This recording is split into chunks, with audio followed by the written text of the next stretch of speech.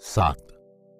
रथ चला तो सत्यवती ने पहली बार दृष्टि उठाकर देवव्रत को देखने का प्रयत्न किया। यह कौन पुरुष है जो अपने जीवन का मूल्य देकर अपने वृद्ध पिता का सुख खरीद कर ले जा रहा है? आगे आगे 2 अश्वारोही दौड़े जा रहे थे। कदाचित वे हस्तिनापुर में पूर्व सूचना देने के लिए जाने वाले धावक थे। उनके पीछे देवव्रत का रथ था। उसके पीछे पीछे 2 रथ और थे, और तब वो रथ चल रहा था जिसमें सत्यवती बैठी हुई थी। रथ के पीछे पीछे अनेक अश्वारोही दौड़ रहे थे। जाने वे रथ की रक्षा के लिए थे या मात्र उसका पीछा करने के लिए थे, या शायद राजा लोग मानते हों कि उससे उनकी शोभा बढ़ती है। पर सत्यवती को तो ऐसा ही लग रहा था जैसे उसके ग्राम के बच्चे किसी बड़े वाहन को देखकर खेल खेल में ही उसके पीछे दौड़ने लगते थे। सत्यवती नहीं जानती थी कि इनमें किसका क्या पद है। पिछली बार जब स्वयं हस्तिनापुर के राजा शांतनु आए थे, तब भी इसी प्रकार का जमघट लगा था उसके गांव में। तब पहली बार उसने मंत्री, अमात्य, सेनापति और जाने ऐसे ही कितने नए नए शब्द सुने थे। तब से वो इन शब्दों को सुनती आई थी। उनके अर्थ वो कुछ कुछ समझती भी थी और बहुत कुछ नहीं भी समझती थी। इस बार भी वैसे ही बहुत सारे लोग और बहुत सारे शब्द आए थे। अंतर केवल इतना था कि इस बार राजा के स्थान पर युवराज आए थे। युवराज की पीठ ही दिखाई पड़ रही थी, चेहरा नहीं दिख रहा था। सत्यवती के मन में बहुत इच्छा थी कि वो इस युवराज का चेहरा देखे। बाबा ने कहा था कि यह व्यक्ति दूसरों से एकदम भिन्न दिखाई देता है। उसका व्यवहार दूसरों से भिन्न था। पर क्या चेहरा भी? सत्यवती का अपना रंग रूप घर में न अम्मा से मिलता था न बाबा से। बाबा ने बताया था कि मछलियां पकड़ने के लिए गए हुए कुछ निषादों को वो यमुना की धारा में बहती हुई मिली थी। उसका रंग रूप और वस्त्र इत्यादि देखकर बाबा को विश्वास हो गया था कि वो किसी क्षत्रिय राजा की संतान थी। उसके वस्त्र, उसके बहकर आने की दिशा और विभिन्न राज परिवारों के विषय में सुनी सुनाई चर्चाओं के आधार पर बाबा ये अनुमान ही लगाते रह गए कि वो किस राजा की पुत्री है। उसके माता पिता का कोई निश्चित प्रमाण नहीं मिला था और बाबा को उसके राजकुमारी होने का कोई लाभ नहीं हुआ था। धीरे धीरे बाबा के मन में यह भी स्पष्ट हो गया था कि यदि यह पता लगा भी लें कि सत्यवती किसकी पुत्री है, तो भी वे उसे उस राजा को शायद सौंप न पाए। सौंप देंगे तो एक तो पली पलाई संतान हाथ से निकल जाएगी, फिर राजा से पुरस्कार स्वरूप जो धन मिलेगा उस पर उन निषादों का अधिकार अधिक बनता है जिन्हें वो नदी में बहती हुई मिली थी। न सत्यवती ने कोई ऐसा व्यक्ति देखा था और न बाबा ने ही जो लाभ या स्वार्थ का अवसर आने पर एक कौड़ी भी किसी के लिए छोड़ देगा। नदी में जाल तो सब मिलकर ही डालते हैं, पर जिसके हाथ जो मछली लगती है उसका मूल्य वही हथिया लेता है। सत्यवती बाबा को इसलिए सौंप दी गई क्योंकि वो मछली नहीं थी और उस बच्ची को हाट में बेचकर उसका कोई मूल्य प्राप्त भी नहीं किया जा सकता था। जब राजा शांतनु आए थे तो ग्राम में हलचल मच गई थी। सत्यवती को तो सारी बात उनके लौट जाने के बाद ही मालूम हुई थी। उनके लौट जाने के बाद बाबा ने कहा था, बेटी, जब तू छोटी सी थी तब बहुत सोचा करता था कि तेरे जनक को खोजकर तुझे उन्हें सौंप दूं और बदले में अपने लिए थोड़ी सुख सुविधा जुटा लूं, पर तब वो हो नहीं सका। अब तू सयानी हो गई है और मुझे भी तुझसे अपनी संतान से बढ़कर मोह है। अब तो तू पराये घर जाएगी ही, पर बेटी के रूप में नहीं, पत्नी और पुत्र वधू के रूप में। बेटी को ससुराल के लिए विदा करते हुए मां बाप अपनी सुख सुविधा का ध्यान नहीं करते। उस समय तो वो बेटी का ही सुख देखते। सत्यवती चुपचाप बाबा को देखती रह गई थी। तू राजा के घर से विदा होती बेटी, तू किसी युवराज से ब्याही जाती और ससुराल में राजरानी बनती, तेरा पुत्र बड़ा होकर राजा बनता, बाबा ने कहा था। पर तू इस असहाय दासराज के घर से विदा होगी, इसलिए तेरा स्वयंवर नहीं हो सकता। हम तो मछली बेचने वाले हैं बेटी, अपनी ओर से तो प्रयत्न करेंगे ही कि मछली महंगी से महंगी बिके, पर बेचनी तो उसी भाव से पड़ेगी जिस भाव का ग्राहक मिलेगा। मछली का भाव वही होता है बेटी जिस भाव उसे ग्राहक खरीद ले। मैं समझी नहीं बाबा, सत्यवती ने कहा था। मेरी दृष्टि में तेरा मूल्य बहुत ऊंचा है सत्यवती, बाबा ने कहा था। मेरा वश चले तो संसार में से सबसे सुंदर और बलिष्ठ क्षत्रिय राजकुमार को मैं तेरा वर चुनूं, पर वे लोग हमारी पहुंच से परे हैं बेटी। भाग्य से आज राजा शांतनु तेरा हाथ मांगने आए हैं। सत्यवती ने दासराज की ओर देखा था, जैसे पूछ रही हो, कौन शांतनु? हस्तिनापुर के राजा कुरुराज शांतनु। सत्यवती की दृष्टि झुक गई थी। इस विषय में क्या कहती बाबा से? उनका वय तुमसे बहुत अधिक है पुत्री, तुम्हारी तुलना में उनको वृद्ध ही कहा जाएगा। सत्यवती कुछ नहीं बोली थी। मैं इस सौदे में से ही अधिक से अधिक कमाना चाह रहा हूं बेटी, बाबा ने कहा था। मैंने उनसे कहा है कि यदि वे वचन दें कि उनके पश्चात तुम्हारा पुत्र हस्तिनापुर का राजा होगा, तो मैं तुम्हारा विवाह उनसे कर सकता हूं।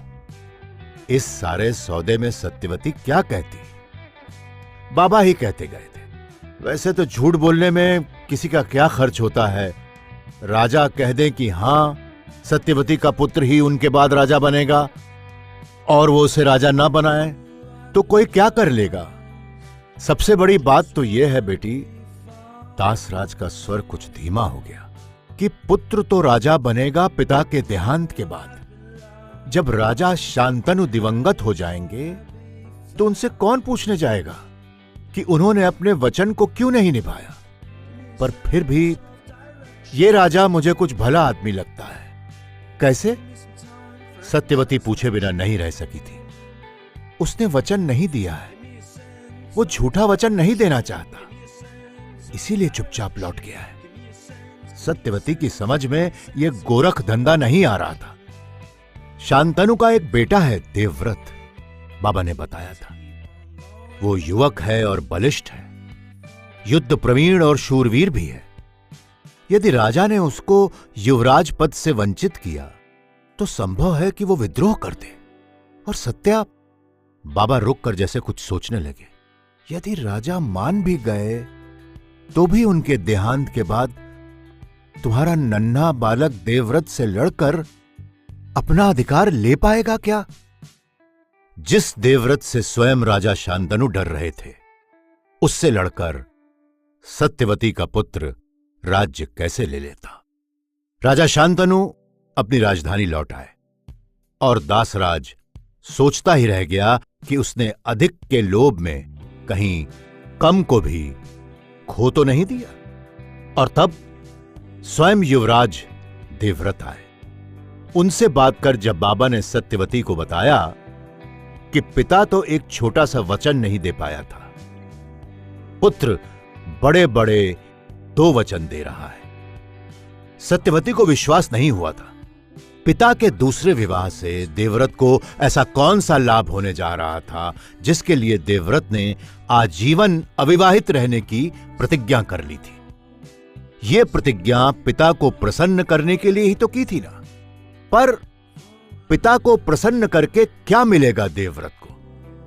राज्य ही तो।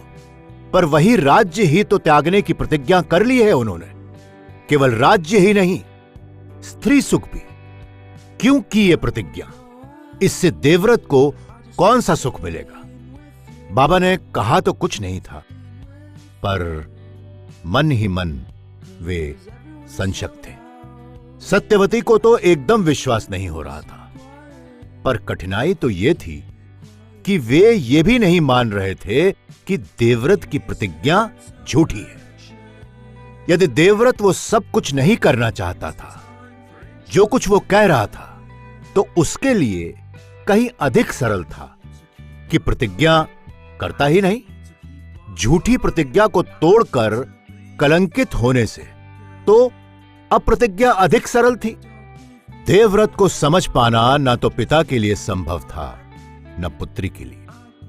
विदा से पहले बाबा ने सत्यवती को इतना ही कहा था, पुत्री, नींव मैंने डाल दी है, अब उस पर प्रासाद उठाने का काम तो यथा समय तुम्हें ही करना है।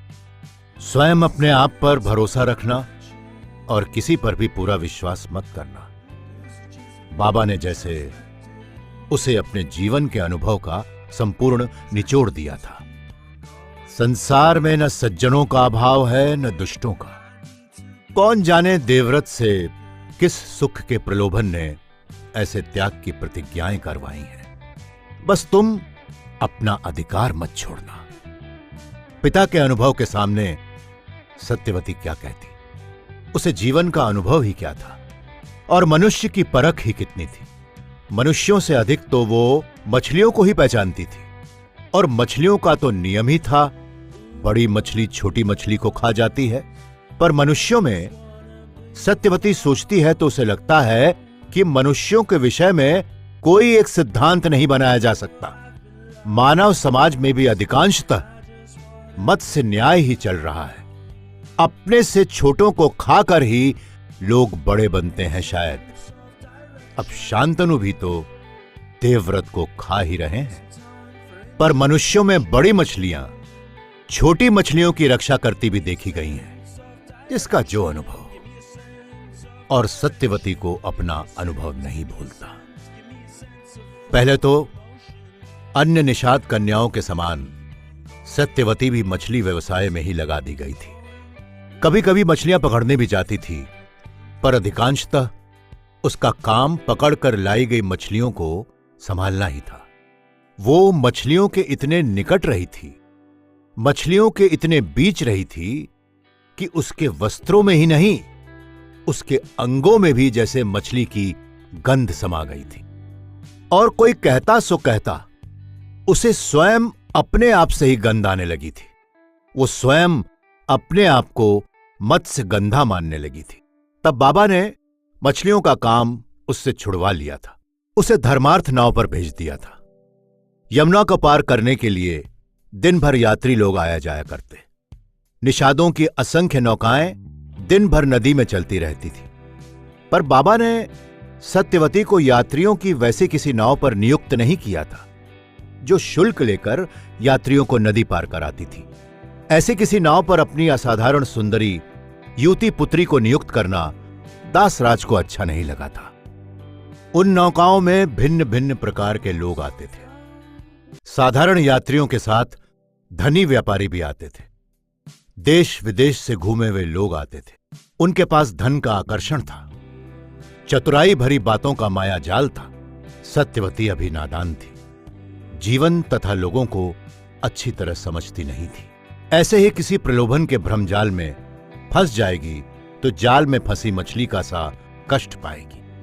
दासराज ने अपनी प्रिय पुत्री को धर्मार्थ नौका पर नियुक्त किया था। यमुना के तट पर अनेक ऋषियों के आश्रम थे, तपस्वियों की तपोभूमियां थीं। साधु सन्यासी, ऋषि मुनि, सिद्ध साधक आते जाते ही रहते थे। उनसे नदी पार कराने का क्या शुल्क लेना? उनके पास शुल्क देने के लिए होता भी क्या था? वन के कंदमूल फल। उनसे अधिक तो स्वयं निषादों के पास ही बहुत कुछ था। उन तपस्वियों को धर्मार्थ नौका पर ही नदी पार कराई जाती थी।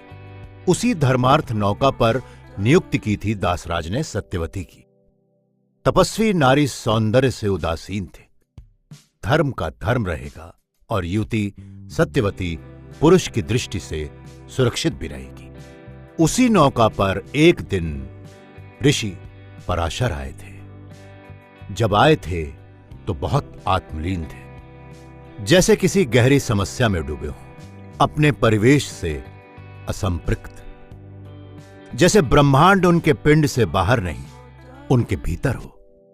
नौका में बैठते हुए उन्होंने ये भी नहीं देखा कि नाव में कोई और है या नहीं। या नौका को चला कौन रहा है। उन्होंने यह भी नहीं पूछा कि नौका चलेगी भी या नहीं, और चलेगी तो कब चलेगी। जब काफी समय बीत गया, दूसरा कोई यात्री भी नहीं आया और पराशर कुछ बोले भी नहीं, तो सत्यवती को सब कुछ बड़ा अटपटा सा लगने लगा।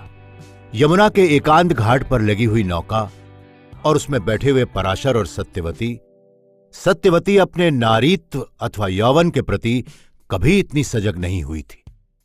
इस अटपटी अवस्था से मुक्त कैसे हो? दूसरा यात्री जाने कब आए ना आए, आखिर वो कब तक इस युवक तपस्वी के साथ इस एकांत स्थान में नौका पर बैठी रहेगी। ठीक है, तपस्वी उसे कुछ कह नहीं रहा, वो तो उसकी ओर देख भी नहीं रहा, पर सत्यवती का मन, उसका बोध, क्यों न सत्यवती उसे दूसरे किनारे तक छोड़ाए। दूसरे यात्रियों का होना क्या आवश्यक है? यात्रियों की संख्या का तो कोई नियम नहीं है। सत्यवती ने चप्पू संभाल लिए। नाव चली तो पराशर का ध्यान जैसे कुछ बंटा। उनकी उचटती हुई दृष्टि सत्यवती पर भी पड़ी और फिर जैसे फिसलती हुई आगे बढ़कर यमुना के जल पर टिक गई। दृष्टि टिकी तो जैसे उसे कुछ याद आया। उसके मार्ग में एक नारी बदन आया था। तपस्वी की दृष्टि प्राकृतिक सौंदर्य में लुब्ध न रहकर वापस नारी सौंदर्य पर लौट आई। इस बार पराशर की जो दृष्टि सत्यवती की ओर लौटी थी, वो निर्वैयक्तिक नहीं थी, वो असावधान भी नहीं थी, वो मूक भी नहीं थी। वो एक पुरुष की दृष्टि थी जो नारी के सौंदर्य के भाव से दीप्त थी। दृष्टि आकर सत्यवती की आंखों पर टिकी। सत्यवती की आंखें झुक गईं। वो एकाग्र होकर यमुना के जल को ताक रही थी, पर इस तथ्य के प्रति पूरी तरह सचेत थी कि युवक तपस्वी की दृष्टि ने अब संकोच छोड़ दिया है। वो ढीठ हो गई है। पराशर की दृष्टि सत्यवती की पलकों से जैसे फिसल कर गिरी और उसका आवरण क्षत हो गया। इस आवरण के भीतर सिमटे तरल पदार्थ को अब मर्यादित रखना कठिन था। वो सत्यवती के पूरे चेहरे पर फैल गया। वो सत्यवती की ग्रीवा से होता हुआ उसके कंधे पर थोड़ी देर टिका और फिर उसके सारे शरीर पर फैल गया। पराशर की दृष्टि जैसे देखती नहीं थी, छूती थी। वो जहां से होकर बढ़ती थी जैसे रोम रोम को सहला जाती थी। सत्यवती का शरीर थर-थर कांप रहा था। उसकी समझ में एकदम नहीं आ रहा था कि उसका मन इतना घबरा क्यों रहा है। वो पहली बार नाव नहीं चला रही थी, न पहली बार कोई युवा पुरुष उसकी नाव में बैठा था। उसे किस बात की व्याकुलता थी? युवा तपस्वी की दृष्टि में प्रशंसा थी, और वो प्रशंसा सत्यवती के शरीर को जितना पिघला रही थी, उसका मन उतना घबरा रहा था। वो लगातार अपने मन से पूछ रही थी कि ये सब क्या था, पर मन था कि कोई उत्तर ही नहीं दे रहा था। तुम बहुत सुंदर हो सुनैने, तपस्वी पहली बार बोला। मेरा नाम सत्यवती है तपस्वी। सत्यवती समझ नहीं पा रही थी कि तपस्वी उसका नाम बिना पूछे क्यों उसे अपनी इच्छा से सुनैने कह रहा है। तुम बहुत ही सुंदर हो सत्यवती। इस बार तपस्वी निसंकोच बोला। तुम्हारे नयन, तुम्हारे अधर, तुम्हारी ग्रीवा, तुम्हारी आकृति, तुम्हारा अंग संचालन, ओह सत्यवती, तुम नहीं जानती तुमने मेरे मन को किस प्रकार मत कर रख दिया है। सत्यवती लगातार अपने आप से पूछ रही थी कि वो इतना डर क्यों रही है। अपने रूप की प्रशंसा सबको अच्छी लगती है, और फिर वो भी नारी। तपस्वी उसके रूप की प्रशंसा कर रहा था और वो इस प्रकार भयभीत हो रही थी जैसे सामने कोई भयंकर संकट आ खड़ा हुआ हो। उसके रूप की प्रशंसा करता तपस्वी कितना कमनीय लग रहा था, और उसका मन जैसे मुष्टि प्रहार कर करके उसे कह रहा था, सत्यवती सावधान, सावधान सत्यवती। सहसा सत्यवती सचेत हुई। उसके हाथ कांप रहे थे, उसके चप्पू सीधे नहीं पड़ रहे थे। नाव डोल रही हो तो भी कोई आश्चर्य की बात नहीं। वो अपने मार्ग से भटक गई थी। ये यमुना का कोई और क्षेत्र था। एक छोटा सा द्वीप निकट था। द्वीप में कमल ही कमल खिले हुए थे। सत्यवती को लगा उसके मन में भी कमल वन खिलाया है, किंतु साथ ही उसके माथे पर पसीना भी उगाया था, जैसे कमल दलों पर ओस की बूंदें आ टिकी हों। तपस्वी अपने स्थान से उठ खड़ा हुआ। संयम असंभव हो गया है देव सुंदरी। तुम अप्सरा होते हुए निषाद कन्या का वेश बनाए क्यों बैठी हो? तपस्वी ने उसकी ओर पग बढ़ाया। नाव डगमगा गई। सत्यवती ने उसे द्वीप के साथ टिका दिया। उसके मुंह से जैसे अनायास ही निकल गया, मैं निषाद कन्या ही हूं तपस्वी। मत्स्य गंधा हूं मैं, मेरे शरीर से मत्स्य की गंध आती है। तपस्वी खुलकर हंस पड़ा और उसने जैसे स्वतः चलित ढंग से सत्यवती की बाह पकड़कर उसे उठाया। मछलियों के बीच रहकर मत्स्य गंध हो गई हो, पर हो तो तुम कामध्वज की मीन। मेरे साथ आओ, इस कमल वन में विहार करो और तुम पद्मगंधा हो जाओगी। सत्यवती जैसे तपस्वी द्वारा सम्मोहित हो गई थी। उसने अपनी बांह छुड़ाने का प्रयत्न नहीं किया, पर उसका विवेक जैसे हाथ में कशा लिए लगातार उसे पीट रहा था। यह ठीक नहीं है सत्यवती, यह ठीक नहीं है। संभल जा। तू जानती भी है तेरे माता पिता क्या कहेंगे, तेरा समाज क्या कहेगा। तेरा यह शरीर तेरा अपना नहीं है, इस पर तेरे समाज का अधिकार है। उससे पूछे बिना ना तो इससे सुख उठा सकती है, ना किसी को इससे सुख दे सकती है। पर शरीर था कि विवेक की बात पर कान ही नहीं धर रहा था। उसका रोम रोम शिकायत कर रहा था कि तपस्वी ने उसकी बांह ही क्यों थाम रखी है, वो उसके शरीर को क्यों नहीं थामता। क्रमशः शरीर के उद्घोष में विवेक का स्वर कहां डूब गया, उसे पता ही नहीं लगा। दोनों द्वीप पर आए और बिना किसी योजना के अनायास ही एक दूसरे की इच्छाओं को समझते चले गए। तपस्वी इस समय तनिक भी आत्मलीन नहीं था। उसका रोम रोम सत्यवती की ओर उन्मुख ही नहीं था। लोलुप याचक के समान एकाग्र हुआ उसकी ओर ही निहार रहा था। सत्यवती को लग रहा था जैसे वो मत्स्य गंधा नहीं, मत्स्य कन्या है। यह सरोवर ही उसका आवास है। चारों ओर खिले कमल उसके सहचर हैं। वे दोनों दो तितलियों के समान आगे पीछे उड़ रहे थे, जो कभी किसी फूल की पंखुड़ी पर जा बैठती हैं, कभी किसी अधखिली कली पर। उन्हें पता ही नहीं चला कि वे कब, कहां और कितनी देर तैरे, कितनी देर फूलों में रहे, कितने कमल उन्होंने तोड़े, कितने कमलों से तपस्वी ने सत्यवती का श्रृंगार किया। सत्यवती के केशों में कमल के फूल गूंथे थे, उसके गले में कमलों के हार झूम रहे थे, इतने कि उसका वक्ष कमलमय हो गया था। उसकी कलाइयों में कमल वलय थे, उसकी कटी में कमल की करधनी थी, उसके पैरों में कमल की पैंजनियां थी और वो स्वयं कमल सरोवर बनी हुई तपस्वी की भुजाओं के कगारों में इठला रही थी। तपस्वी उसे बार बार प्यार कर रहा था। मेरी पद्मगंधा, मेरी पद्मगंधा। सत्यवती को लग रहा था उसके रोम रोम में जैसे कमल गंध समा गई है। उसके श्वास जैसे कमल गंध से महक रहे हैं। उसके हृदय का ज्वार सागर की किसी भी उत्ताल लहर से कम ऊंचा नहीं था। रथ रुक गया। आगे जाते हुए रथ पहले ही रुक चुके थे। पीछे आने वाले दल ने भी रुकने के संकेत में अपनी दाहिनी भुजाएं उठा रखी थी। सत्यवती जैसे स्वप्न से जागी।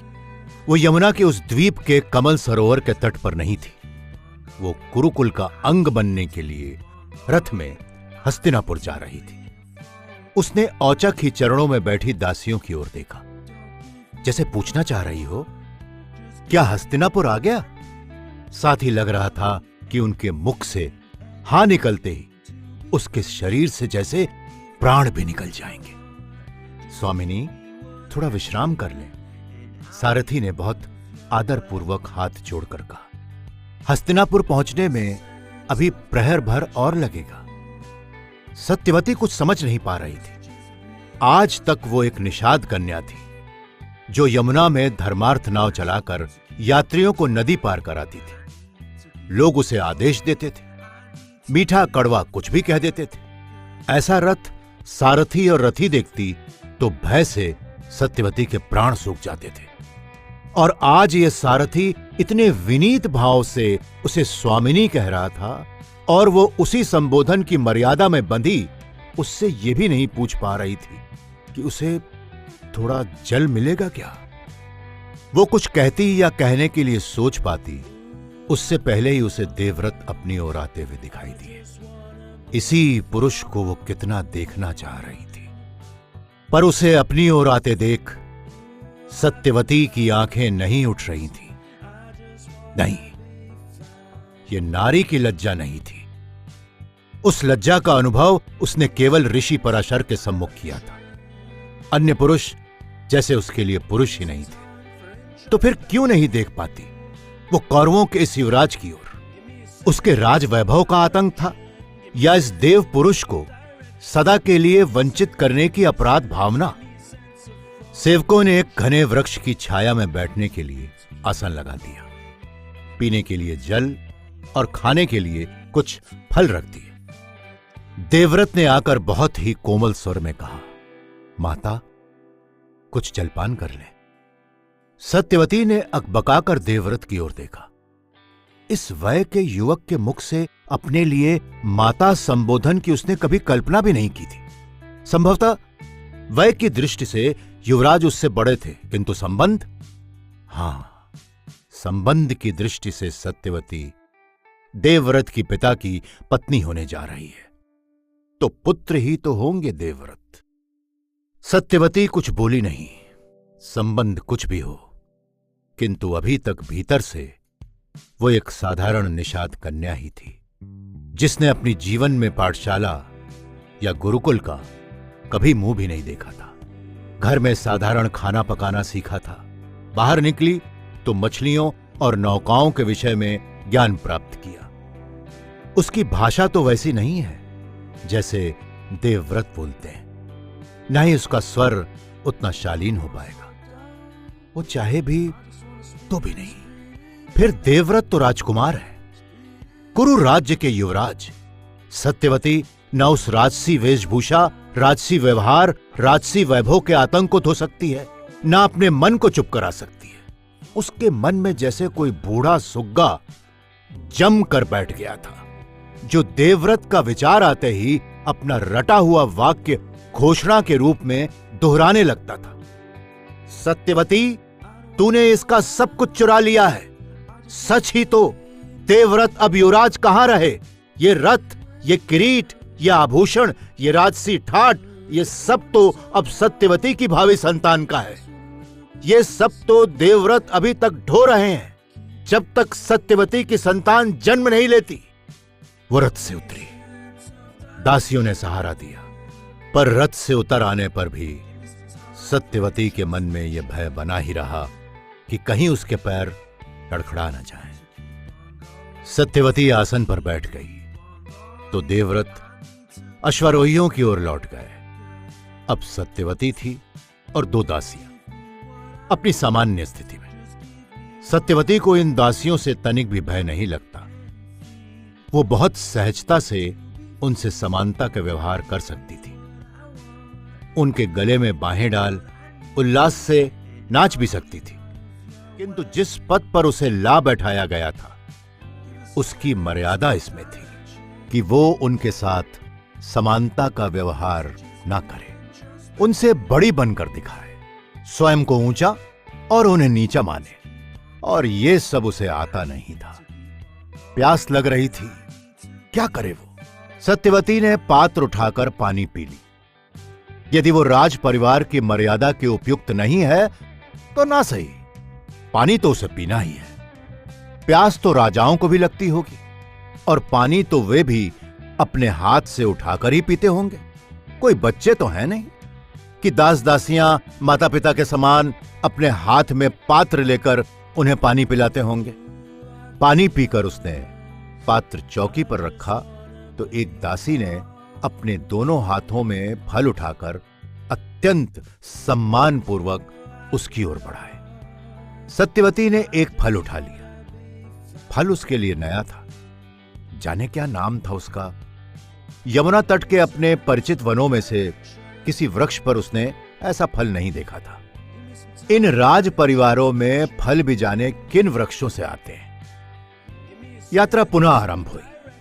जाने क्यों सत्यवती के कानों में देवव्रत का संबोधन माता माता बार बार गूंजता ही चला गया। उसकी आंखों की पुतलियों से एक साध्य जात बालक जैसे चिपक गया। नन्हा सा बालक था, आंखें बड़ी बड़ी जैसे किसी मद में डूबी हुई हो, होंठ कोमल और सुंदर आकार के थे, पर वो किसी गंभीर वयस्क के समान उन्हें बंद किए हुए था। सांवला रंग था, नन्हे से शिशु के समान। न तो उसके चेहरे पर दिव्य मुस्कान थी और न वो किसी शारीरिक या मानसिक पीड़ा से रो रहा था। वो शांत भी नहीं था, वो तो जैसे किसी गहन चिंता में डूबा हुआ था। कमल सरोवर वाले यमुना के द्वीप से लौटकर सत्यवती घर आई तो अम्मा ने हल्के से पूछा था, क्या बात है सत्या, आज बहुत देर कर दी।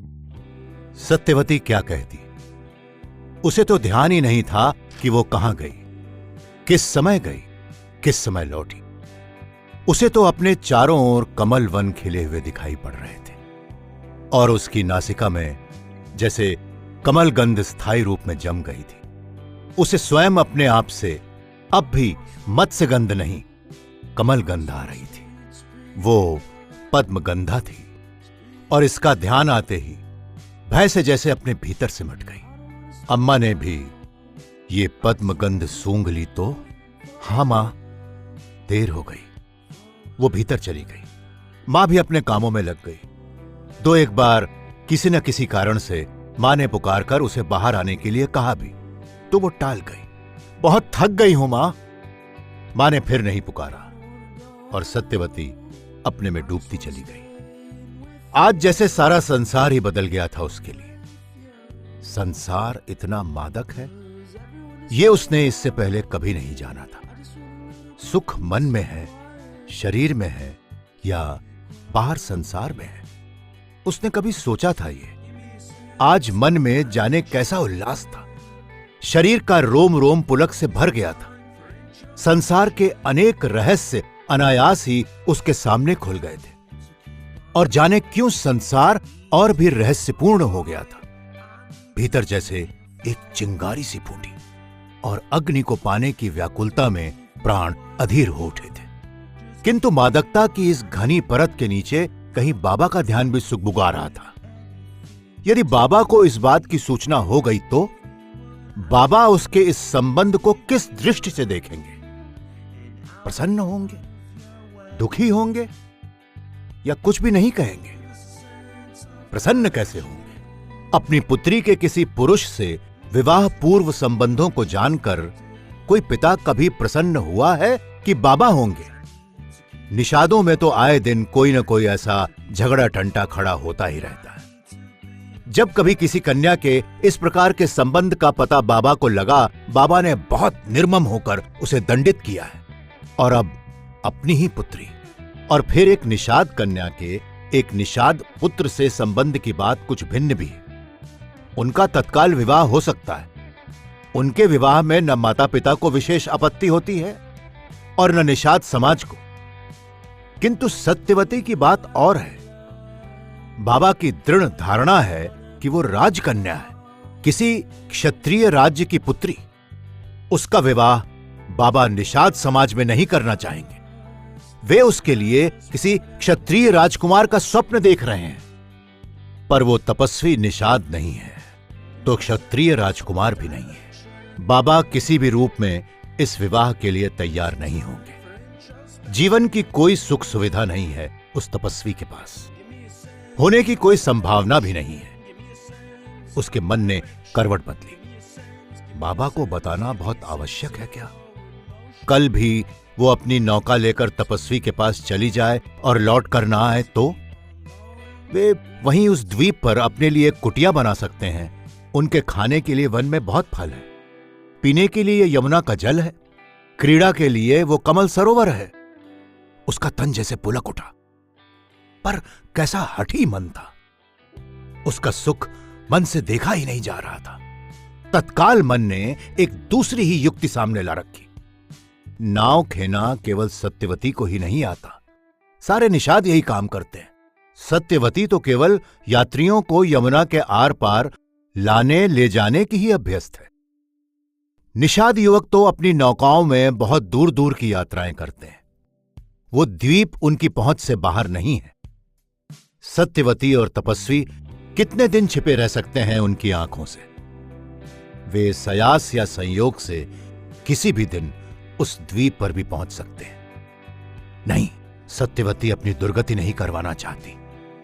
वो अपने बाबा के मुख से अपने लिए वही दंड उच्चारित होते हुए नहीं सुनना चाहती जो ऐसी स्थिति में अन्य निषाद कन्याओं के लिए होता है। प्रातः सत्यवती कुछ जल्दी ही तैयार हो गई। वो जब बड़े उत्साह में गुनगुनाती घर से बाहर निकली तो अम्मा ने पीछे से टोका, अरे इतनी मग्न हुई सी कहां चली जा रही है इतनी भोर को? सत्यवती चौंकी। बिना कुछ बताए ही अम्मा बहुत कुछ समझ रही हैं। वे जानती हैं कि वो मग्न है। सत्यवती ने मन को चेताया, चौकस रहना, भोली नहीं है अम्मा हमारी। आकाश पर उड़ते पक्षी को पहचानने वाला धोखा भी खा जाए, पर अम्मा तो निषाद पुत्री भी है और निषाद पत्नी भी। निषाद पुरुष तो केवल नाव चलाता है या जाल फैलाता है। वो शरीर से बलिष्ठ हो सकता है, पर जल के भीतर की था तो निषाद स्त्रियां ही पा सकती। वे नाव में बैठी हुई जल की ऊपरी थिरकन को देखकर बता सकती हैं कि उसके भीतर कौन सी मछली है और कितनी संख्या में है। निषाद पुरुष जाल फेंकने से पहले अपनी स्त्री की ओर अवश्य देखता है। संकेत मिलता है तो जाल उछाल देता है, नहीं तो जाल उसके हाथ में ही सिमटा रहता है। जिनकी आंखें जल की अथाह गहराई में सब कुछ देख लेती हैं, उन निषाद स्त्रियों की मुखिया अम्मा अपनी बेटी के चेहरे को देख ये नहीं भांप पाएंगी कि उसके मन में क्या है। चेहरे से मन की दूरी ही कितनी है, और सत्यवती का मन उतना गहरा भी तो नहीं है जितना कि यमुना का जल। अम्मा से कुछ छिपा कर रखना कठिन ही होगा। अपनी नौका पर जा रही हूं अम्मा। सत्यवती ने सहज होने का प्रयत्न किया। वो बाहर आ गई थी और नहीं चाहती थी कि लौटकर अम्मा के सामने पड़े। ऐसा न हो कि अम्मा उसके चेहरे से कुछ और भी भांप ले। 2-4 फेरे लगा लेगी तो कौन बदले में राज्य पा जाएगी। अम्मा ने पीछे से कहा, धर्मार्थ नौका पर इतनी भोर जाने का कोई धर्म नहीं है। वहां कौन बैठा तेरी बाट जो रहा है? जाने कोई दुखिया रात से ही अटका हो कि भोर हो तो उस पार जाए। सत्यवती हैरान थी कि वो क्या कह गई, पर अम्मा इस सरलता से मानने वाली थी क्या? अरे पथिक है या चकवा? वे बोली कि रात भर चकवी से विलग हो रोता रहा हो। सत्यवती का मन कह रहा था वो चकवा ही है अम्मा। रात भर बापुरे की आंख नहीं लगी होगी, पर उसके विवेक ने जैसे जिह्वा को सी दिया। चुप रह दुष्ट, तू तो सत्यानाश करा के रहेगी। सत्यवती कुछ नहीं बोली तो अम्मा ही बोली, तेरे यात्री तो तापस तपस्वी होते हैं। वे प्रातः अपनी पूजा उपासना में लगे होंगे। इस ब्रह्म मुहूर्त में नदी पार कराने को उत्सुक तो कोई तपोभ्रष्ट योगी ही होगा। सत्यवती का मन नाच नाच कर कह रहा था, अम्मा जाने वो कैसा योगी है, पर मैं उसी की जोगन हूं। तू मुझे रोककर अपने तप से भ्रष्ट मत कर। पर सत्यवती को रुकना पड़ा। ना रुकती और अम्मा हठ पकड़ जाती तो संकट और भी बढ़ जाता। पर यह रुकना कितना तड़पा गया था सत्यवती को। जितनी देर घर में रही, जाल में फंसी मछली के समान तड़पती रही। घर से जब चली तो ऐसे चली जैसे धनुष से बाण छूटा हो। एक बार मन में आया भी कि वो तो ऐसे भागी जा रही है जैसे सचमुच तपस्वी सारी रात वहीं बैठा रहा हो। जाने वो कहां होगा, जाने उसका स्थान कहां है, कहीं है भी या रमता जोगी। पर उसने अपनी आकांक्षाओं को हठपूर्वक झटक दिया और जैसे उनसे खेल सा करती हुई बोली, हां, मेरे तपस्वी का स्थान यमुना के तट पर मेरी नौका के पास है। वो तपस्या कर रहा होगा मेरे दर्शनों के लिए। पर उसका प्रयास चल नहीं पाया। जाने अचानक क्या हुआ, हृदय धक सा रह गया। वो तपस्वी है, ऋषि पराशर। तपस्वी को कोई मोह ममता नहीं होती। किसी भी क्षण मन में समा गया कि यह सब मोह माया है तो सारे बंधन तोड़कर चल देगा योगी, संसार के सारे सुख वैभव को ठुकराकर। तपस्या करने वाले तपस्वी को सत्यवती का रूप बांध लेगा क्या? उसका तपस्वी साधारण सन्यासी नहीं है कि गृहस्थी से परेशान होकर केश बढ़ा आंख मूंद कर बैठा हो। वो ऋषि पराशर है, वशिष्ठ का पौत्र, शक्ति का पुत्र, जिसकी राज परिवारों में भी मान्यता है। यह आर्य राजा कितना सम्मान करते हैं ऋषियों का। एक बार किसी राजकुमारी को भी मांग लें तो राजा के मुख से ना नहीं निकलेगा। आशा निराशा के बीच ऊंच चूब करती सत्यवती यमुना तट पर अपनी नौका के पास पहुंची थी और देखकर अवाक खड़ी रह गई थी। तपस्वी उसकी नौका में समाधि लगाए बैठा था। सत्यवती का मन हुआ दौड़कर जाए और अपने तापस के गले में बाहें डाल दे, पर आसपास अनेक निषाद स्त्री पुरुष थे। वैसे भी सत्यवती का मन तो बौराया हुआ था। उसकी मानकर चलती तो सब मटिया मेट हो जाता। उसने बहुत धीरे से नाव में पैर रखा ताकि न नाव डोले न तपस्वी का ध्यान भंग हो। बिना शब्द किए उसने चप्पू उठा ली और नाव को खिसकाया। नाव डोली तो तपस्वी ने आंखें खोल दी और उसके अधरों पर एक अलौकिक मुस्कान आ विराजी। बड़े कच्चे साधक हो, सत्यवती वक्रता से मुस्कुराई। इतनी सी बात से समाधि भंग हो गई? तपस्या के वरदान से तुम आई तो समाधि का सुख चाहिए किसको? वो मुस्कुराया। ये क्यों नहीं कहते कि बगुले के समान आंखें मूंदने का नाटक कर मछली के आने की राह देख रहे हो? मछली दिखी तो उचक ली। अब ध्यान कर करना ही क्या है? जाने कौन सी ऊर्जा उसे इतना वाचाल बना रही थी। तपस्वी हंसा। उसके श्यामल चेहरे पर उसके उजले दांतों की पंक्ति सत्यवती के मन में मेघों भरे आकाश में उड़ती बगलों की पांत का बिंब जगा गई।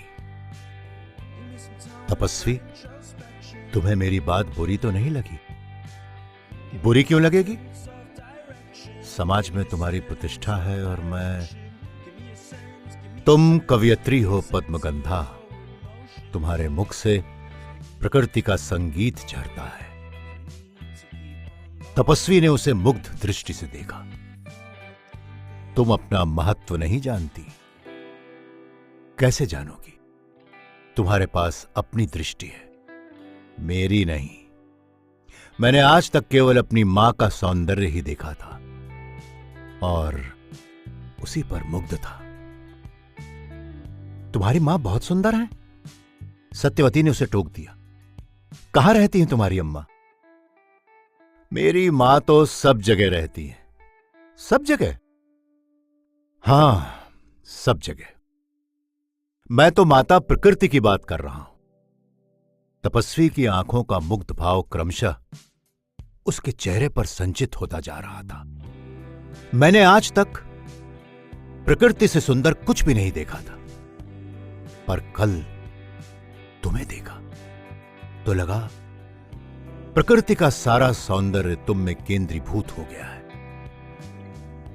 पद्मगंधे, तभी मेरी समझ में आया कि मां की आवश्यकता पुरुष को तभी तक होती है जब तक वो अबोध होता है। बोध होने पर उसे मां की नहीं, प्रिया की आवश्यकता होती है, जिससे वो अपने वयस्क प्रेम की प्रतिध्वनि पा सके। तपस्वी, तुम्हारी बात मेरी समझ में नहीं आ रही। शब्दों का अर्थ समझना आवश्यक नहीं है प्रिय। मेरे मन का अर्थ तुम समझ रही हो। तपस्वी मुस्कुराया। वयस्क होने पर पुरुष समझता है कि मां प्रकृति का सारा सौंदर्य नारी में संचित होता है और नारी सौंदर्य का केंद्रीय भूत स्वरूप तुम हो पद्मगंधे। सचमुच सत्यवती उसके शब्द नहीं समझ पा रही थी, पर उसके मन को समझ रही थी। उसके लिए इतना ही पर्याप्त था कि तपस्वी उसकी प्रशंसा कर रहा था। शब्द ना भी समझे तो क्या, जब यज्ञ होता है और ऋषि लोग ऋचाओं का गायन करते हैं तो भी सत्यवती को शब्द समझ में नहीं आते, पर सत्यवती समझती है कि वे ईश्वर की उपासना कर रहे हैं। नौका फिर उसी द्वीप में आ लगी थी। तपस्वी ने उसका हाथ पकड़कर उसे नौका से उतारा, पर आज सत्यवती का मन उल्लसित होते हुए भी आशंकित था। वो सरोवरों में कमल दलों के बीच तपस्वी के साथ मत्स्य कन्या के समान तैरना नहीं चाहती थी। वो उद्यानों में दो तितलियों के समान पुष्प पराग का पान करते हुए उड़ना नहीं चाहती थी। वो आज एकांत वृक्ष की छाया में तपस्वी के पास बैठकर शांति से कुछ गंभीर बातें करना चाहती थी। जाने एक ही दिन में वो इतनी प्रौढ़ कैसे हो गई थी। तपस्वी, तुम्हें यह तो नहीं लगता कि मैं तुम्हारी तपस्या के मार्ग में विघ्न बनकर आई हूं? वो अत्यंत गंभीर थी। तपस्वी ने दोनों हाथों से उसके कंधे थाम लिए। पद्मगंधे, तुम मेरी तपस्या की बाधा नहीं, तपस्या की परिणति हो। सत्यवती नहीं समझ पाई कि वो उसकी प्रशंसा कर रहा है या नहीं। आज तुम कुछ भी ना कहो, वो बोली, पर कल तुम्हें लगने लगे कि मेरे कारण तुम तपोभ्रष्ट हो गए हो, तुम्हें मुझसे वितृष्णा हो जाए तो मैं कहीं की नहीं रहूंगी। बाबा मुझे ऋषि विश्वामित्र की कहानी सुनाया करते थे। ऋषि मेनका के साथ तो विहार करते रहे, पर जब शकुंतला गोद में आ गई तो उसे फेंक वन में तपस्या करने चल दी। तपस्वी मुस्कुराया। चिंता मत करो प्रिय, प्रत्येक तपस्वी विश्वामित्र नहीं होता। तुमने हमारे उन महान तपस्वियों के विषय में नहीं सुना जो गृहस्थ हैं, अपनी पत्नी और संतान के साथ रहकर साधना करते हैं। तपस्वी ने सत्यवती को अपनी बाहों में ले लिया और विश्वामित्र ने मेनका को नहीं छोड़ा था। मेनका ने ही विश्वामित्र को छोड़ दिया था। वो किसी की पत्नी नहीं हो सकती थी। वो तो इंद्र के दरबार की अप्सरा थी। ऋषि की तपस्या भंग करने आई थी। अपना लक्ष्य पूरा कर इंद्रलोक लौट गई। क्या तुम भी मुझे छोड़कर चली जाओगी? सत्यवती क्या कहती? वो स्वयं नहीं जानती थी कि उसके भाग्य में क्या है। वो अम्मा और बाबा पर इतनी आश्रित थी कि स्वयं स्वतंत्र रूप से कोई निर्णय करने की बात वो सोच भी नहीं सकती थी। बाबा इस विवाह के लिए तैयार होंगे क्या? और तपस्वी अपनी मौज में कहता जा रहा था, हम हिमालय की तलहटी में किसी ऐसे स्थान पर एक कुटिया बनाएंगे जहां पास ही कोई स्वच्छ नदी बहती हो सकता है कि मैं एकांत साधना न कर कोई आश्रम स्थापित करूं। शिष्यों की कोई कमी नहीं होगी। मैं शिष्यों को पढ़ाऊंगा, साधना कर अपना आध्यात्मिक अनुभव बढ़ाऊंगा और तुम गृहस्थी के छोटे बड़े काम संभालना। शेष समय में तुम भी अध्ययन करना। तुम्हारी बुद्धि तीक्ष्ण है, अधिक समय नहीं लगेगा। बहुत जल्दी विदुषी हो जाओगी। मैं तुम्हारे आनंद से पढ़ सकता हूं, तुम असाधारण महत्व की नारी हो। नौका खेने के लिए भगवान ने तुम्हें यह रूप नहीं दिया है। सत्यवती के मन की आशंकाएं अट्टहास कर हंस उठी। सत्यवती का मन हुआ चीत्कार कर कहे, तपस्वी, ऐसे स्वप्न ना दिखाओ जिनके टूटने से हृदय से लहू टपकने लगे। एक और तपस्वी था, दूसरी ओर बाबा। वे क्या कहें? यदि वे ना माने तो? सत्यवती के पास तो कोई विकल्प नहीं है, शायद तपस्वी के पास हो। और यदि बाबा हमारे विवाह के लिए ना माने तो? अंततः उसके मुख से निकल ही गया, तो हम गंधर्व विवाह कर लेंगे। तपस्वी तनिक भी विचलित नहीं हुआ। वो क्या होता है? सत्यवती ने पूछा। जब वर और कन्या मां प्रकृति को साक्षी मान किसी वृक्ष के चारों ओर सप्तपदी। नहीं, मुझे शकुंतला और दुष्यंत वाला विवाह नहीं करना है, सत्यवती अनायास ही कह गई। मेरे बाबा कण्व ऋषि नहीं है, वे मुझे क्षमा नहीं करेंगे। और फिर तुम दुष्यंत के समान मुझे छोड़ गए तो मैं कहां कहां प्रमाणित करती रहूंगी कि मैं तुम्हारी पत्नी हूं। तपस्वी ने शांत दृष्टि से उसे देखा। तुम क्या चाहती हो पद्मगंधे? अपने बाबा का आशीर्वाद। और यदि वो ना मिला तो? सत्यवती कुछ कह नहीं पाई। प्रिय, तपस्वी का स्वर और भी मधुर हो गया। वयस्क हो जाने पर जैसे पुरुष को माता की नहीं पत्नी की आवश्यकता होती है। मैं जानती हूं तपस्वी, सत्यवती बोली, किंतु बाबा से पूछे बिना नहीं। तपस्वी कुछ देर मौन रहा, जैसे किसी द्वंद्व में उलझ गया हो। फिर धीरे से बोला, तो कमल नयने, अपने बाबा से पूछ लो कि वे कन्यादान करेंगे या नहीं, या कहो तो मैं उनसे तुम्हारी याचना करूं। नहीं, सत्यवती बोली, मैं ही पूछूंगी। तपस्वी मौन रहा, कुछ नहीं बोला। उसकी आंखों से झरते अनुराग के सोते सूख गए थे। वहां चिंता की कटीली झाड़ियां उगाई थी। मैं चलूं? सत्यवती ने पूछा।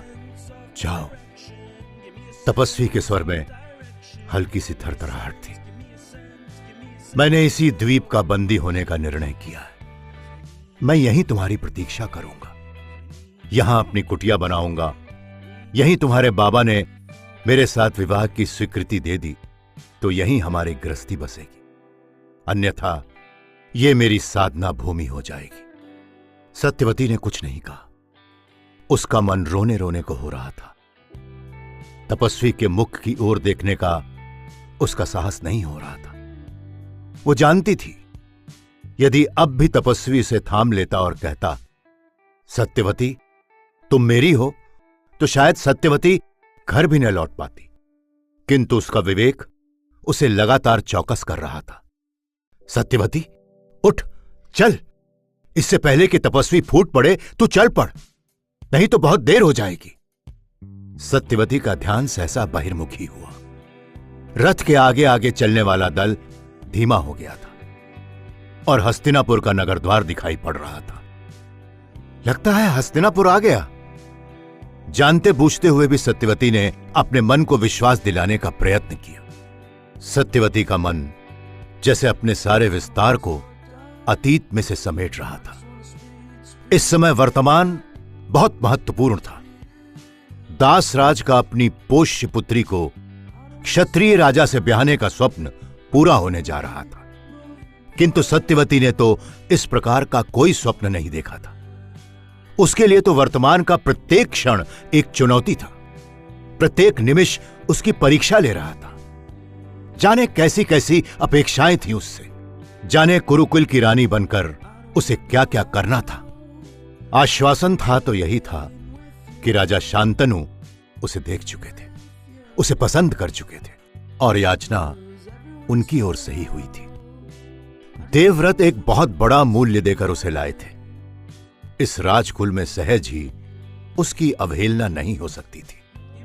उसका अपमान ही करना होता तो उसे इस प्रकार याचना करके क्यों मांगा जाता।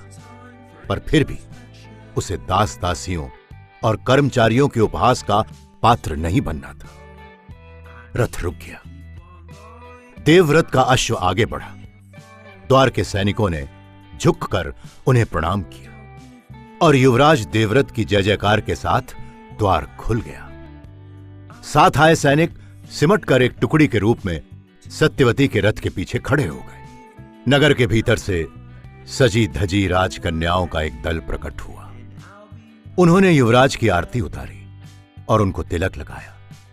आगे आकर उन्होंने उत्सुक नेत्रों से सत्यवती को भी देखा।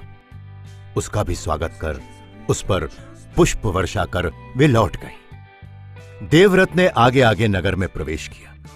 उनके पीछे पीछे सत्यवती का रथ था। मार्ग के दोनों ओर उत्सव के मांगलिक वेश में ससज्जित सैनिक खड़े युवराज की जय के गगनभेदी उद्घोष कर रहे थे। दोनों ओर के भवनों की अटारियों पर स्त्रियां 16 श्रृंगार किए खड़ी अपनी उल्लसित हंसी के साथ साथ फूलों की पंखुड़ियां बिखेर रही थी। सत्यवती ने ऐसा वैभवशाली नगर पहले नहीं देखा था। और यह तो नगर का वैभव था, राजा का वैभव कैसा होगा। और तभी सत्यवती ने मन को पहचाना। वो शायद देवव्रत के वैभव, सत्ता और लोकप्रियता से आतंकित हो उठा था। ऐसा लग रहा था जैसे ये सब कुछ देवव्रत का ही था। सैनिक अपने युवराज को देखकर कितने प्रसन्न थे। लोगों के मन में कितना स्नेह था उसके लिए। जब लोगों को पता चलेगा कि सत्यवती के बाबा ने सत्यवती सौंपकर देवव्रत से उसके सारे अधिकार छीन लिए हैं, तो उनके मन में सत्यवती के लिए कैसा भाव जागेगा। सत्यवती हस्तिनापुर की महारानी बनने आई है। शायद इतने में भी किसी को आपत्ति ना होती। महारानी बनकर सत्यवती देवव्रत का कुछ नहीं छीन रही थी, किंतु सत्यवती की संतान तो देवव्रत से उसका युवराजत्व भी छीन लेगी। ये राज्य देवव्रत का नहीं रहेगा, ये नगर देवव्रत का नहीं रहेगा, तो ये प्रजा सत्यवती और उसकी संतान के विरुद्ध खड़ी नहीं हो जाएगी। बाबा ने कहा था वो सत्यवती को देवव्रत जैसे समर्थ व्यक्ति को वंचित करने के लिए भेज रहे हैं। और यदि देवव्रत अपने अधिकारों के लिए अड़ जाए, उससे उसके अधिकारों को कौन छीन सकता है। सत्यवती की दृष्टि देवव्रत की पीठ पर टिक गई। ये वीर मूर्ति, उनका धनुष, उनका खड्ग, सत्यवती का मन अपनी असहायता पर रोने रोने को हो आया।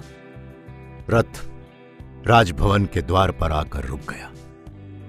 दासियां रथ से नीचे उतर आईं। प्रसाद से निकल निकलकर दास दासियों की एक पूरी सेना उनके स्वागत के लिए खड़ी हो गई। देवव्रत ने आकर हाथ जोड़कर निवेदन किया, माता पधारें, यह आपका प्रसाद है, आप विश्राम करें। अत्यंत सुंदरी दासियों ने आगे बढ़कर हाथ जोड़े। देवी पधारें। सत्यवती रथ से उतर आई। दासियां मार्ग दिखाती रहीं और वो चुपचाप आगे बढ़ती गई। सब कुछ युवराज देवव्रत पर ही निर्भर है। सत्यवती का मन कह रहा था वही उसका सबसे बड़ा सहायक हो सकता है और वही सबसे बड़ा विरोधी। पर बाबा ने उसे इसलिए कुरुकुल के राजप्रसाद में नहीं भेजा था कि वो देवव्रत को अपना विरोधी बनाकर प्रत्येक अधिकार और सुख सुविधा से वंचित हो जाए।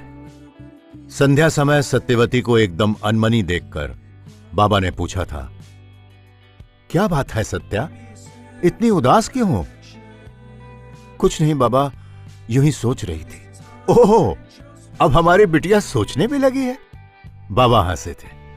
क्या सोच रही हो सत्या? यमुना तट पर इतने तपस्वी रहते हैं, वे लोग अपना सब कुछ छोड़कर अपने आप को तपा रहे हैं, और दूसरी ओर हम लोग जो दिन भर सूर्योदय से सूर्यास्त तक नौका चलाना, यमुना में जाल डालना, मछली पकड़ना, उसे संभालना और फिर हाट में जाकर बेचना, हम एक दूसरे प्रकार से अपने आप को तपा रहे हैं। बाबा ने चकित होकर उसे देखा तो सचमुच सत्या बड़ी हो गई है। वो तो बड़ी बड़ी बातें सोचने लगी। पर तू ये सब सोचती क्यों है सत्या? मुस्कुराने के लिए सत्यवती को प्रयत्न करना पड़ा। बाबा जानबूझकर नहीं सोचती। जैसे किसी भी हलचल से नदी में लहरें उठती हैं, वैसे ही किसी भी दृश्य या ध्वनि से मेरे मन में विचार उठते हैं। सोचती हूं कौन अधिक सुखी है, दिन भर मरते खपते हमारे केवट मछुए या सब कुछ त्याग वनों में जा बैठे ये तापस सन्यासी। बाबा स्पष्ट रूप से चिंतित हो उठे थे। बेटी, न मैं बहुत बुद्धिमान हूं, न विद्वान और न चिंतक। मैंने तो जो सीखा है अपने जीवन से सीखा है। तुमने अपनी तुलना सन्यासियों से की है, किंतु मैंने आज तक अपनी तुलना राजाओं और राज परिवारों से की है। बाबा ने स्नेह भरी एक दृष्टि सत्यवती पर डाली। सुखी है तो केवल राज परिवार है, उसके पास सब कुछ है, धन संपत्ति, अधिकार, सेवक, सैनिक, शास्त्र, सब कुछ। हम वो सब प्राप्त करने का प्रयत्न कर रहे हैं। तपस्वी तो वे लोग हैं बेटी जो उपलब्धियों से निराश हो चुके हैं। उन्होंने सुख सुविधाएं प्राप्त करने का प्रयत्न ही छोड़ दिया है। उन्होंने शस्त्र डाल दिए, संघर्ष त्याग दिया, महासमर से मुख मोड़ लिया है। वे लोग जीवन से हार चुके हैं पुत्री। पर सत्यवती को तो अपना तपस्वी कभी भी हारा हुआ, उदास, परेशान, हताश नहीं लगा था। जब पहली बार उसकी नाव में आकर बैठा था तो बड़ा आत्मलीन सा था, कितना शांत और आश्वस्त। उसके पश्चात जब वो सत्यवती पर मुग्ध हुआ था तो उसके नयनों का उल्लास तो कोई सीमा ही नहीं जानता था। उसे सत्यवती हताश और निराश कैसे मान ले? निराश तो वो तब हुआ था जब सत्यवती ने कहा था कि शायद बाबा विवाह के लिए ना कर दें। बाबा ने उसकी ओर देखा। क्या बात है बेटी? कहीं ऐसा तो नहीं हम उसके पीछे पड़े हैं जो हमें नहीं मिल सकता और इसलिए हम सुखी नहीं हैं? बाबा हंस पड़े। और तपस्वी इस सत्य को जान गए हैं कि हमें सुख नहीं मिल सकता, इसलिए उनके पास धन का सुख चाहे ना हो, संतोष का सुख तो है। हां बाबा गंभीर हो गए। तू जब नौका चलाती है तो तेरे शरीर को श्रम करना पड़ता है ना? हां बाबा। तू उसे सुख मानती है या दुख? वो तो मेरा सहज धर्म है बाबा, न सुख न दुख। उस समय तेरी नाव किसी नौका के आगे होती है, किसी के पीछे। हां बाबा, पर फिर भी आगे पीछे किसी समय तो नदी पार कर ही जाएगी। हां, और यदि तू नाव चलाए ही नहीं, इसी किनारे बैठी रहे, तो तू सुखी होगी या दुखी? दुखी होंगी बाबा। क्यों बेटी? क्योंकि एक तो मेरा शरीर अपना श्रम धर्म नहीं निभाएगा तो आलसी होकर जुड़ता जाएगा, और दूसरे मैं कभी नदी पार नहीं कर पाऊंगी। ठीक है बेटी, बाबा बोले। राजा लोग वे हैं जो नदी के पार पहुंच गए हैं, हम वे लोग हैं जो आगे पीछे अपनी नौकाएं चला रहे हैं। तपस्वी वे हैं जो नदी के इस ओर हैं, ये मानकर बैठ गए हैं कि हम नदी के पार पहुंच ही नहीं सकते। सत्यवती कई क्षणों तक चुपचाप बाबा को देखती रही, फिर जैसे साहस जुटाकर बोली, एक बात पूछूं बाबा? पूछ बेटी, आप बुरा तो नहीं मानेंगे? तू इतनी बुरी बात पूछने वाली है क्या? नहीं, पर आप कहीं ये न मान लें कि मैं अशिष्ट हो गई हूं, बड़ों के साथ विवाद करती हूं। नहीं बेटी, तू पूछ, क्या पूछती है? बाबा, नौकाओं की दौड़ में चाहे कोई जीते या हारे, प्रत्येक नाविक हाफ जाता है, पर किनारे पर खड़ा दर्शक किसी की भी जीत हार में नहीं है, इसलिए प्रत्येक स्थिति में प्रसन्न है। सांसारिक जीव क्या नौका दौड़ का प्रतिस्पर्धी और तपस्वी किनारे पर खड़ा दर्शक नहीं है?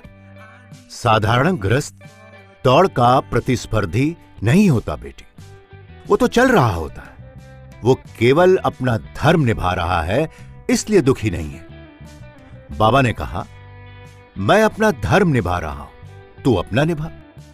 निश्चित रूप से तू राजकन्या है सत्यवती, तू किसी राजा को ही प्राप्त करेगी। मैं पहुंचू ना पहुंचू, तू नदी के पार पहुंचेगी। तू राजवधू होगी पुत्री। यदि किसी सन्यासी को ही सौंपना होता तो मैं कब से तेरा कन्यादान कर चुका होता बेटी। मैं अपनी बात नहीं कह रही बाबा, सत्यवती ने कुछ अतिरिक्त प्रयत्न के साथ कहा। तू अपनी बात नहीं कह रही, पर मैं तेरी बात कह रहा हूं। बाबा मुस्कुराए।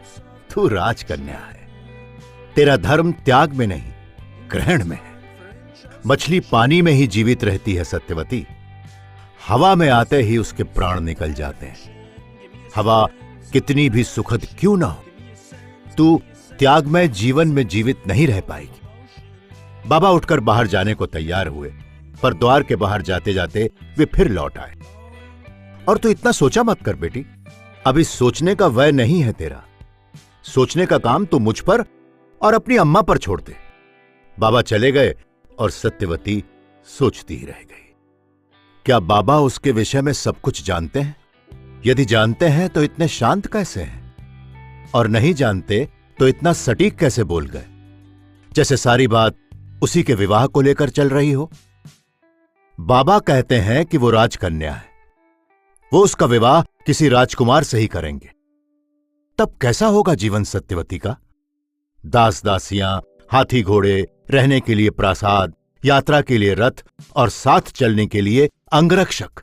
सत्यवती की कल्पना में सब कुछ बहुत सजीव हो उठता है, पर जैसे ही अपनी कल्पना में वो राजकुमार की छवि आंकने का प्रयत्न करती है, तपस्वी पराशर की आकृति आकर उसकी कल्पना के सारे चित्रों को वैसे ही ढंक लेती है जैसे इंद्रधनुष आकर सारे आकाश पर आरोपित हो जाता है। सत्यवती के कंठ से एक गहरा दुश्वास फूटा।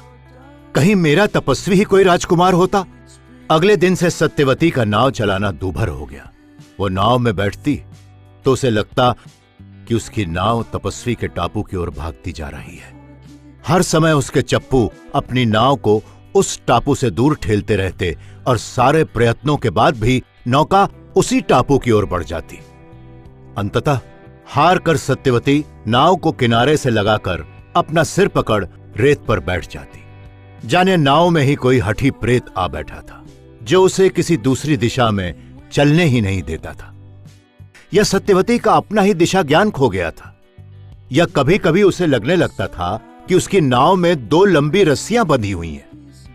एक का सिरा टापू में बैठे तपस्वी के हाथ में है और दूसरी का सिरा हाथ में पकड़े बाबा अपने स्थान पर खड़े हैं। जैसे ही सत्यवती नौका में बैठती है, दोनों अपनी अपनी रस्सियां खींचने लगते हैं। उसी क्षण से सत्यवती का मन कांपने लगता है। तपस्वी युवक है, बलवान है, बाबा बूढ़े हैं, निर्बल हैं। कहीं तपस्वी जीत ही न जाए। तपस्वी को पाकर सत्यवती प्रसन्न होगी, किंतु अपने बाबा को पराजित देखकर उसका मन टूट जाएगा। अंततः उसे अपने आप को साधना ही पड़ा। वो तपस्वी के पास नहीं जाएगी, वो तपस्वी से नहीं मिलेगी, किंतु उसे लगा उसका तन और मन दोनों ही रुग्ण होते चले जा रहे हैं। तपस्वी के पास वो जाएगी नहीं और अन्यत्र कहीं जाने का उसका मन ही नहीं होता था। जीवन का रस जैसे सूख गया था। अम्मा ने एक दिन गहरी दृष्टि से उसे देखा। क्या हुआ है तुझे? कुछ भी तो नहीं अम्मा। तो होंठ क्यों सूख रहे हैं तेरे? चेहरा क्यों पीला पड़ गया है? नहीं तो, ऐसा तो कुछ नहीं हुआ है। अम्मा चुपचाप उसे देखती रहीं और फिर उन्होंने बाबा को भी पुकार लिया। बाबा आए तो अम्मा बोली, देख रहे हो अपनी लाडली को, क्यों सूखती जा रही है ये? द्वंद्व है इसके मन में। बाबा बहुत शांत स्वर में बोले, तपस्वी या राजकुमार? अम्मा की दृष्टि और भी तीखी हो गई। पुरुष संग किया है तूने? सत्यवती क्या कहती? न स्वीकार कर सकती थी न अस्वीकार। उसने चुपचाप सर झुका लिया। कौन है वो? अम्मा की आंखें लाल होने लगी, पर बाबा ने अद्भुत धैर्य का प्रमाण दिया। उन्होंने अम्मा के कंधे पर हाथ रखा। शांत रहे सत्या की मां, बेटी है हमारी, शत्रु नहीं है। काम तो उसने शत्रु का सा ही किया है। अम्मा शांत नहीं हुई। इसे तो चीर कर यमुना में डाल दो, मच्छ खा जाए इसे। नहीं, बाबा की शांति तनिक भी भंग नहीं हुई। इसने बेटी का धर्म निभाया है, हमें माता पिता का धर्म निभाना है। क्या कहना चाहते हो? बाबा अपने गहरे स्वर में बोले, एक तपस्वी में अनुरक्त हुई थी सत्या। मुझसे इसने संकेतों में पूछा और मैंने अपना निर्णय संकेतों में दे दिया। तब से सत्या एक बार भी नहीं मिली उस तपस्वी से। बाबा की आंखों में स्नेह उमड़ आया। इसने लाज रख ली मेरी, अब मुझे इसकी लाज रखनी है। कानीन संतान को जन्म देकर यह तुम्हारी लाज रख रही है? अम्मा संतुष्ट नहीं थी। नहीं, बाबा बोले, तपस्वी तो कानीन संतान में भी अधर्म नहीं देखता, ना ही वो गंधर्व विवाह को धर्म विरुद्ध मानता। पर अब क्षत्रिय राजा कानीन संतान के पक्ष में नहीं है। यदि सत्या का विवाह किसी राजकुमार से करना है तो इस तथ्य को अब छिपाना होगा। सत्या तपस्वी की भार्या नहीं बनेगी, कन्या ही रहेगी। ये सब कुछ मानकर क्या सत्या ने मेरी लाज नहीं रखी? अम्मा कुछ नहीं बोली, पर उनके हाव भाव बता रहे थे कि वो बाबा से सहमत नहीं है। बात की सारी व्यवस्था बाबा ने स्वयं ही कर दी थी। प्रसव के बहुत पहले से ही वो अपने ग्राम से हट गई थी। प्रसव तपस्वी के उसी टापू में हुआ था और सत्यवती ने अपने हाथों से वो बालक अपने तपस्वी ऋषि पराशर को सौंपा था। इसका ध्यान रखना। तपस्वी के मुखड़े पर अब वो बावरापन दिखाई नहीं देता था, न सत्यवती का सानिध्य उसे उन्मादी बनाता था। इस अवधि में जहां इधर सत्यवती ने अपने आप को साध लिया था, उधर तपस्वी ने भी स्वयं को कस लिया लगता था। तपस्वी ने बड़ी स्निग्ध मुस्कान बिखेरी थी शिशु पर। निश्चिंत रहो, तुम नहीं मिली तो अब मेरा सब कुछ यही है, कृष्ण द्वैपायन। सत्यवती ने एक दृष्टि बालक पर डाली। उसकी सोई सोई गंभीर सी आंखें, उसका वो श्यामल वर्ण, हल्के अरुण होंठ और आकर्षक मुस्कान। फिर तपस्वी की ओर देखा। इसे कानीन संतान मानकर धिक्कारोगे तो नहीं? तपस्वी मुस्कुराया जैसे सत्यवती ने कोई पागलपन की बात कही हो। सृजन पुण्य है देवी, सृष्टि का लक्ष्य ही सृजन है। सृजन में सहायक होकर हम सृष्टा की आज्ञा का पालन करते हैं। धरती में से जब कोई भी पौधा जन्म लेता है तो क्या हमने कभी सोचा है कि इसके जन्म के पूर्व सामाजिक विधि विधान का पालन किया गया अथवा नहीं? हम प्रत्येक पौधे का स्वागत करते हैं क्योंकि वो सृष्टा की मुस्कान है और ये तो मानव संतान है। पराशर ने स्नेह से शिशु के माथे पर हाथ रखा। तो हमारा समाज उसे क्यों बुरा मानता है? सत्यवती पूछे बिना नहीं रह सकी। तपस्वी की मुस्कान को परे धकेल आवेश की आभा झलकी। प्रभु की धरती को क्षत्रिय राजा न केवल आपस में बांट लेना चाहते हैं, वरन अनंत काल तक उसे अपनी संपत्ति बनाए रखना चाहते हैं। जब तक धरती रहेगी तब तक वे जीवित नहीं रह सकते। इसीलिए उसे अपने उत्तराधिकारियों को सौंपने से पहले प्रमाणित कर लेना चाहते हैं कि उत्तराधिकारी उनका वैध आत्मजी है, औरस संतान। पराशर की मुस्कान ने उनके आवेश को जीत लिया। तपस्वी के पास क्या है देवी, जिसे सौंपने के लिए वो प्रकृति की प्रक्रिया में अपना विधान अड़ाए? सृष्टि प्रकृति का विधान है, मनुष्य का विधान तो उसका अहंकार है। सत्यवती चुपचाप खड़ी अपने तपस्वी को देखती रही। कैसा महान है ये तपस्वी, संकीर्णता और संकुचितता का नाम भी नहीं, उदार जैसे कि आकाश। बड़ी देर के बाद इतना ही पूछ पाई, मुझसे रुष्ट तो नहीं हो? तपस्वी फिर मुस्कुराया। तुम मिलती तो गृहस्थी बसती, ना मिली तो साधना विकसी। तपस्वी के लिए तो सब और उपलब्धि ही है, वंचना कहीं नहीं है।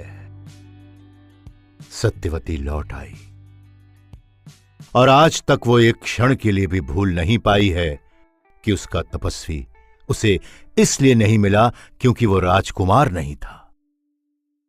उसका नन्हा कृष्ण द्वैपायन उससे छूट गया क्योंकि राजा कानीन पुत्र को स्वीकार नहीं करता, ऋषि ही स्वीकार कर सकता है। राजवधू बनने के लिए बहुत बड़ा मूल्य चुकाया था सत्यवती ने, और जब उसने मूल्य चुकाया ही है तो वो अपने अधिकार डंके की चोट पर लेगी। बाबा ने यदि उसे राजरानी बनाना चाहा है तो वो अब राजरानी भी बनेगी और राजमाता भी। तपस्वी ने तो कहा था कि उसके लिए सब और उपलब्धि ही उपलब्धि है। कहीं ऐसा ना हो कि सत्यवती के लिए सब और वंचना ही वंचना।